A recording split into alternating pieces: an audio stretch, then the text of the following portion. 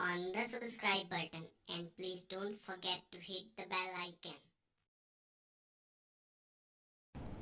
The next question, Brother Mohsin Bashir from Kashmir, India. What should we follow when there is difference of opinion among the scholars on a particular issue? This question is related to the earlier question, that what should we do and who should we follow if there is difference of opinion among the scholars. Allah says in the Quran, in Surah Nisa, chapter number 4, verse number 59, Atullah wa atiu Rasul. Obey Allah and obey the Messenger. And those who have been endowed with knowledge, those who have been giving the commands.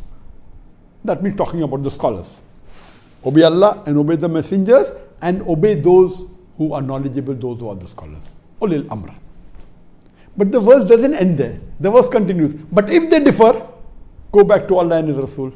That means you have to follow Quran and follow Sahih Hadith and the scholars. But if the scholars differ, go back to Allah and His Rasul. All the scholars say you should pray 5 times. There is no need of going anywhere. Pray 5 times. All the scholars say they should fast during the month of Ramadan. No problem. All the scholars say you should give 2.5% zakat. In most of the cases, okay, follow that. When there is difference of opinion, and if scholars differ, the Quran says, go back to Allah and His Rasul. Now, when the scholars differ, what should a person do? For this, I would like to give an example. Depending upon which level do you belong to, your decision will be based on that. I remember when I was in school, when I was in the primary school.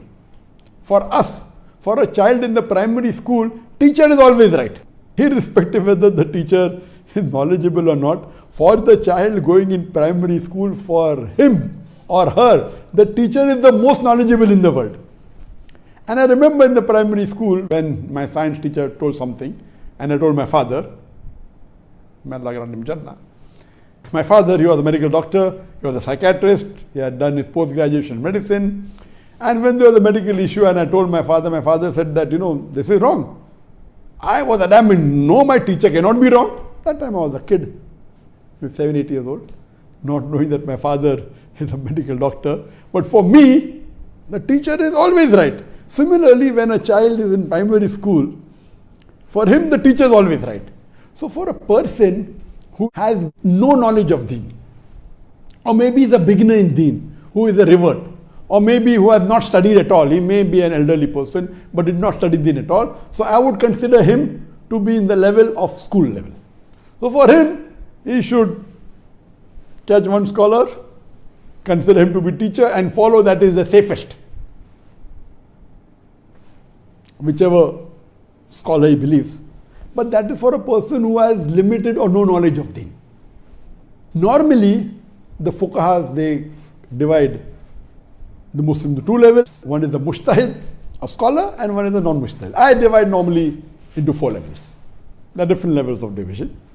I would count a person who has bare minimal knowledge of deen, bare minimal, or maybe a revert, or maybe he is elderly but no one taught him really about the deen. So I would call him a person who is in school, bare minimal, the lowest level in the Muslim. The highest level I would call as a scholar or a mujtahid. And today, in today's world, there are very few mujtahid, very few scholars, maybe a few hundred, very few. All the dais that you see giving talks and all, very few are really scholars, very few. The highest level is scholar, the lowest level is just the beginner. The second level from top, I would say, is a student of knowledge. So most of the du'ats are students of knowledge. For example, the person who has studied deen and spent years studying the usul of fiqh or the hadith or tafsir, you can call him a student of knowledge. Student of knowledge may differ. He may be a graduate from Islamic University. He may be a postgraduate, done his master's. He may be a PhD. Just by getting a PhD degree, you don't become a scholar. Can become, but chances are less. Scholar is a different category altogether. Allah has given him the sense of analysis, of understanding. He knows all the usuls and has the element of hujjah, etc. That's a different level. So scholars are very few in the world, maybe a few hundred now in the full world. So these are students of knowledge. In the students of knowledge, there are various categories: low level, medium, high, very high. PhD may be a very high level, but yet a student of knowledge. And a person may not have gone to university, but a man has spent months and years discussing with the top scholars and fuqahas. He may be more knowledgeable than a PhD. And in my organization, in Islamic Research Foundation, when I was in Bombay, and the school itself, we had more than 500 employees, out of which about maybe 25 of them were graduates, postgraduates, and PhDs from foreign universities. Mostly from Islamic University of Medina, some from Imam Muhammad bin Saud University, some from another university, maybe 25 of them bachelors, postgraduates, and PhDs. Then we had another 30, 40 people who have passed from the Islamic universities in India. Some have done the IFTA, some have done the Alim course, some are Mufti, another 30. So totally we have about, 50, 60 people. All of them I call a student of knowledge. There were some who were in the research department who did not pass from any of the Islamic universities, but they spent years in doing research. For me, they were more valuable than the masters and the PhDs amongst my staff. They were very knowledgeable, they could argue, they could quote the hadith. They didn't go to any Islamic university, but the level of understanding of deen was much higher. So the salary was higher even than the PhDs who have done their doctorate from the Islamic University of Al-Azhar, etc. Even from Medina. And none of my staff I would call, not even I'm not a scholar at all, I'm just a student of knowledge. So student of knowledge differs at different levels. That is the second category. The third category, above the basic beginner, is those who have knowledge of the deen, but may not have studied to a great extent. But because today it's easy to acquire knowledge either by internet or by social media, they have interacted, but not to the level of a student of knowledge. So I would call them in 4 levels. One is a scholar, a mujtahid, very few in the world, few hundred. Then you have the student of knowledge. The student of knowledge have various categories: lower level, medium level, high level. Then you have the people who have knowledge of the deen, but may not be called student of knowledge, but they know quite fair. And one is a lower level, just the beginner. If you are a beginner, you are like in the school, catch one scholar, follow him, that's the best. You don't have that. If you are a student of knowledge, and if the scholars differ, they have to analyze, go back to Allah and Rasul, go back to the evidence given by these scholars.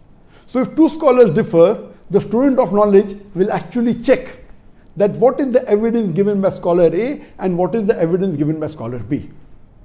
He himself may not be a scholar, but he has the basic knowledge of at least analyzing the evidence. And no da'i, unless he is a scholar, should give a fatwa. I never give a fatwa of my own. What a da'i can do, he can read the fatwas of the scholars, and then he can agree with one scholar more than the other scholar, saying, I agree with this scholar more because the evidence he's giving is much more reliable than the other. I feel this evidence. Now, depending upon what level of student of knowledge are you, can you agree?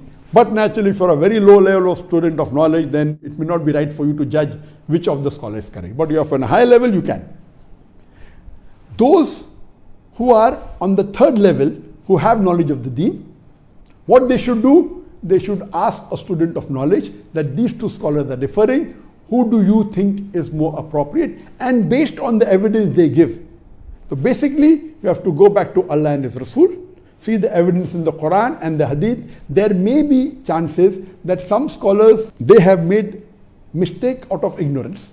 They were uninformed. Some said because of difference of opinion, various things. So if you analyze and then make a decision, so if you are a student of knowledge, you can analyze the evidence given by the scholar, then decide which scholar is correct.